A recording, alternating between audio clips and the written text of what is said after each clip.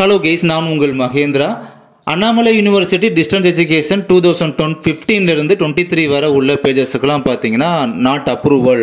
So join பண்ணவங்களாம் no approval அப்படின்னு சொல்லி யூஜிசி வந்து ஃபைல் பண்ண கேஸ் சுப்ரீம் கோர்ட்டில். அதை பற்றின கேஸ் டீடைல்ஸ்லாம் பார்த்தீங்கன்னா தொடர்ந்து நம்முடைய சேனலில் ப்ரொவைட் பண்ணிட்டு வந்துட்டு இருக்கோம். அதன் அடிப்படையில் பார்த்தீங்கன்னா இப்போ வந்து அதை பேஸ் பண்ணி பார்க்கும்போது எந்த டேட்டு அடுத்து நெக்ஸ்ட் ஹியரிங் போட்டிருக்காங்க அப்படின்றதான் பார்க்க போகிறோம். லாஸ்ட் ஹியரிங் டேட் பார்த்தீங்கன்னா Jan 16 அன்னைக்கு நடந்தது. அதுக்கப்புறம் ஹியரிங் டேட் அனௌன்ஸ் பண்ணவே இல்லை. இப்போ அதுக்கான அனௌன்ஸ்மெண்ட் அப்படின்றது வந்திருக்கு. பெஃப் 12 பார்த்தீங்கன்னா நெக்ஸ்ட் ஹியரிங் அப்படின்றது வருது. இது வந்து ஒரு டென்டேட்டிவ் டேட் தான். கம்ப்யூட்டர் ஜெனரேட்டர் பிராக்கெட்டில் போட்டு வச்சிருக்காங்க பார்த்தீங்களா. Likely to be listed on போட்டிருக்காங்க. Tentatively case maybe listed on சொல்லியிருக்காங்க. ஸோ டென்டேட்டிவ் டேட் தான். இந்த டேட்டில் வந்து மேபி கேஸ் ஹியரிங் நடக்கலாம், இல்லாட்டி 1 or 2 days அல்லது 1 or 2 weeks வந்து பிஃபோர் அல்ல ஆஃப்டர், மேக்ஸிமம் ஆஃப்டர் தான் போக வந்து சான்சஸ் அப்படின்றது இருக்குது. பட் இது ஒரு டென்டேட்டிவ் டேட்டு இருந்தாலும் இந்த டேட் இப்போ பிப்ரவரி 12 இதுக்கு முன்னால் பார்த்தீங்கன்னா 1 or 2 days அல்லது அதுக்கு முத நாளே பார்த்தீங்கன்னா இந்த டேட்டில் தான் கன்ஃபார்ம் டேட்டு ஹியரிங் நடக்க போகுது அப்படின்றது கன்ஃபார்ம் நமக்கு தெரிஞ்சு போயிடும்.